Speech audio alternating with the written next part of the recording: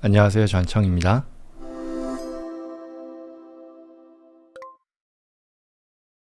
공공 소셜 서비스국입니다. 그러니까 이 Department of Public Social Service라고 하는 데인데요. 저소득층에 대해 이 정부 지원 프로그램을 담당하는 그런 기관인데요. 메디켈이라고 하는, 메디켈이 이거잖아요. 메디켈은 그 저소득층을 위한 의료보험 프로그램이고요. 그리고 켈프레시라고 하죠. 이 켈프레시는 뭐 딱 들리는 걸로도 알겠습니다만 저소득층에 대해 음식, 식비를 지원하는 그런 프로그램이고요. 다음으로는 펠워크스라고 하는 것은 이 저소득층 부모들이 일하는 데 있어서 자녀 교육에 필요한 그런 비용을 또 자녀 보육비죠. 서포트해주는 그런 프로그램이고요. 그리고 그 밖에 또 IHSS라고 하는 건 인홈 서포티브 서비스라고 하는 건데요. 자택 간병인 서비스죠. 저소득층에 대해서 또한 주어지는 그런 혜택인데, 이런 곳들에 대해서 저소득층 대상 정부 프로그램이 있는데 혜택을 받는 한인들이요. 약 3만 5천 명에 이르는 것으로 나타났고요. 이건 팬데믹 이후에 굉장히 늘어난 거라고 하네요. 최다를 기록한 상황이다라고 하네요. 그래서 DPSS에 따르면 한국계 사람들이 아시아계 전체 수혜자 중에서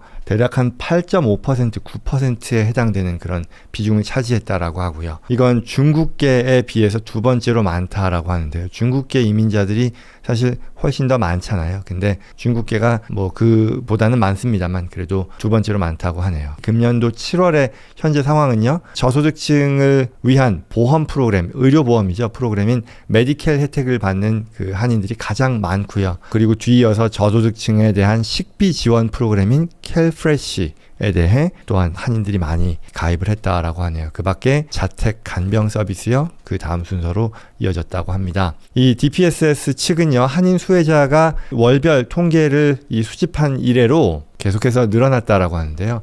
특히 2019년도부터 이 통계를 수집하기 시작했는데 가장 많은 수준이라고 하네요. 현재 이 정부 지원을 받는 한인이요. 2019년 7월과 비교했을 때 약 12% 정도 증가한 건데요. 20년, 21년, 22년 계속해서 해마다 증가하는 가운데 현재 최다를 기록한 그런 상황이라고 합니다. 특히 전체 증가 중에서도 두드러진 것이 켈프레시요. 음식, 식비 지원이죠. 이게 한인 수혜자 비중이 굉장히 늘었다고 하는데요.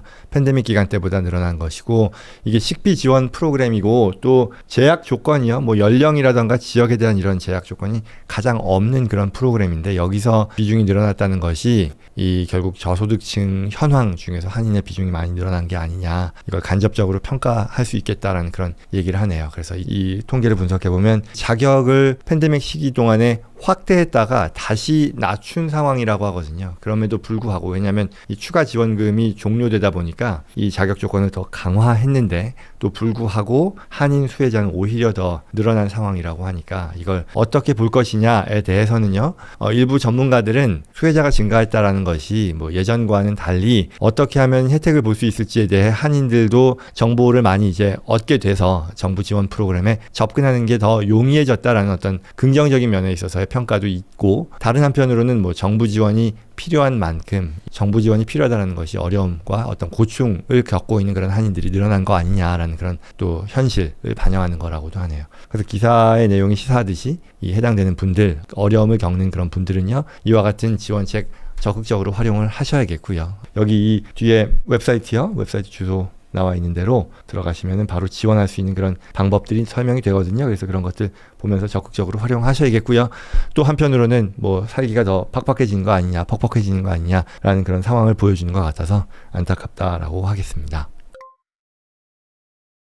이 코로나 지원금이요, EIDL, PPP 몇 가지가 있었죠. 를 사취한 이 371명을 무더기로 검찰이 기소했다라는 것이고요. 수억 달러를 이제 회수하기 시작했다는 그런 기사, 뉴욕 포스트지의 기사인데요. 이 코로나 사태 2020년, 21년이죠. 초기에 긴급 지원했던 재난지원금, EIDL이죠. 그리고 또는 종업원 급여를 보호하기 위한 지원금으로서 PPP, 페이첵 프로텍션 프로그램이라는 게 있었죠. 이걸 사기성으로 신청해서 8억 3천만 불까지를 가로챘던 371명이요 무더기로 적발됐고요. 형사 기소되었다라는 그런 내용입니다. 그 중에서도 연방정부는요 이 금액 8억 3,600만 불 중에서요 2억 3천만 불 정도는 회수를 했고요. 적극적으로 회수를 해서 전액 몰수하겠다라는 그런 그 목적 그리고 추적을 계속하고 있다는 그런 상황을 밝혔는데요. 기사에 따르면요 이 태스크포스를 구성한 것이 캘리포니아, 플로리다 그리고 메릴랜드에 설치했는데 지난 5월부터 7월까지요 대대적인 단속을 벌였고요. 여기서 371명을 기소했다라는 거죠.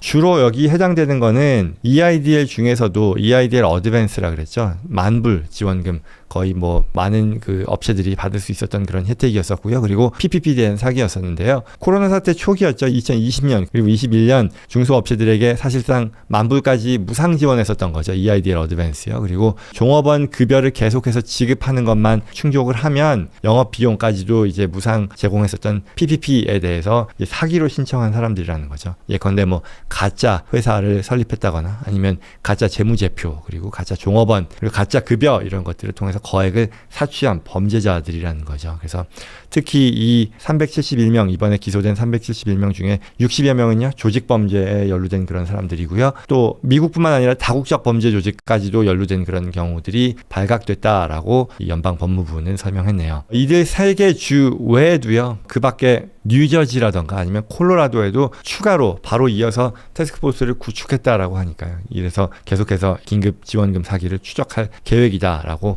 경고했습니다. 예전에 따져보면 이 2020년, 21년 뭐 CARES Act다, HEROES Act다 여러 가지 그런 어떤 지원금을 제공하는 그 입법 과정을 통해서 특히 EIDL PPP에 할당된 긴급 지원금 총액만 해도요 1조 2천억 불이었었거든요. 그 중에 이제 발표했었던 것이 대략 2천억 불이니까 17%가 넘는 금액이 사취된 것이다. 범죄자들의 수중으로 넘어갔다라고 정부가 추산을 했거든요. 그래서 이제 2천억 정도를 탈취된 것으로 보고 여기에서 추적을 하는데 이제 이번에 기소한 대상 금액이 8억 불이니까요. 아직 뭐 갈 길이 멀다라고도 볼 수 있을 것이고요.